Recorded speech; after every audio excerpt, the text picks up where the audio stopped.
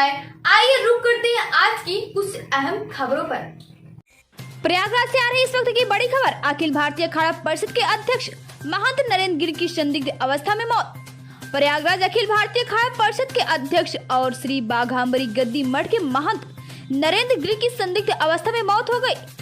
12 पन्नों का मिला सुसाइड नोट। उनका शव अल्लाहपुर स्थित अपने मठ के कमरे में लटकता हुआ मिला। पुलिस के उच्च अधिकारी जांच में जुटे। पिछले दिनों श्री बाघांबरी गद्दी मठ को लेकर नरेंद्र गिर का अपने शिष्य आनंद गिर के साथ विवाद चला था। हरिद्वार से पुलिस ने आनंद गिर को हिरासत में लिया। महंत नरेंद्र गिर के शिष्य है आनंद गिर पिता सहित गिरफ्तार। हालांकि शिष्य आनंद गिर ने कहा कि गुरुजी की हत्या की गई और इस मामले में गहन जांच होनी चाहिए। देश भर में नरेंद्र गिर साधु संतों के बीच काफी पैठ रखते थे। उनकी अध्यक्षता में अखाड़े का निर्णय अंतिम होता था। महाकुंभ, अर्धकुंभ या अन्य कोई भी बड़ा धार्मिक आयोजन उनकी राय अवश्य ली जाती थी। इसी बीच सपा नेता और यूपी के पूर्व मुख्यमंत्री अखिलेश यादव ने ट्वीट कर महंत नरेंद्र गिर के निधन पर दुख जताया है। रिपोर्ट भानु प्रताप सिंह, मुख्य संपादक, प्रयाग महिमा न्यूज। उन्होंने अभी हम पढ़ रहे हैं, उसको अध्ययन कर रहे हैं।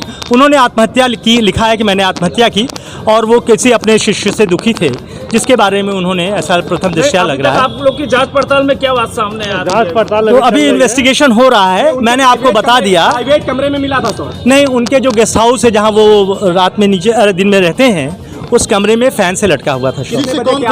ये लगभग सूचना 5:20-25 जिसे आनंद गिरी का नाम जिक्र किया उन्होंने जी, उन्होंने अपने कुछ लोगों का जिक्र किया है और भी अपने शिष्यों का जो उन्होंने अच्छा किया सबके बारे में। आनंद गिरी का भी नाम है जी, उसमें भी उनका भी नाम है, लेकिन अभी हम विवेचना कर रहे हैं। उन्होंने लिखा है कि बहुत सारे कारणों से दुखी थे और इसलिए वो आत्महत्या कर रहे हैं। उन्होंने ये लिखा कि मैं सम्मान से जिया और मैं सम्मान के बिना नहीं रह सकता। मैं क्या करूँगा, कैसे रहूँगा, मैं बार बार, लेकिन मैं हिम्मत नहीं कर पा रहा था। तो ये सारी की बातें उन्होंने बहुत ही मार्मिक चीज़ें लिखी हैं। लेकिन इस परेशानी की घड़ी में, दुखद घड़ी में, इतने बड़े संत थे और पूरे प्रयाग की शान थे। वो अखाड़ा परिषद के अध्यक्ष थे, तो इसलिए उनको किसको अपनी गद्दी किसी को सौंपने की बात भी, और अभी लेटर फोरेंसिक जांच के बाद ही हम रिलीज करेंगे, क्योंकि किसने लिखा है, क्या लिखा है, अभी हम फोरेंसिक उसकी कर रहे हैं। लेकिन जो लिखा है उसको लोगों पहचान रहे हैं कि वो हैंड राइटिंग है। अंदर से बंद था या खोला? जी, बंद था, बंद था, तोड़ा गया कमरे को। जी, सूचना कैसे मिली पुलिस को? सूचना फोन से जब उनके शिष्य ने दी, यहाँ पे जो उनके मुंशी हैं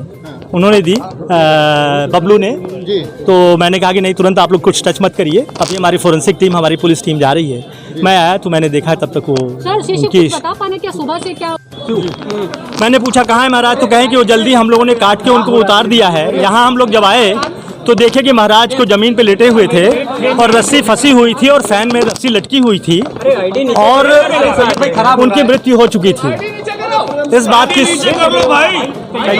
और हम लोगों को प्रथम दृष्टया जो लग रहा है कि ये आत्महत्या है और उनका सुसाइड नोट भी मिला है, जिसमें उन्होंने पूरी बात अपने आश्रम के बारे में क्या करना है, एक तरह से अपना वसीयतनामा लिखा है।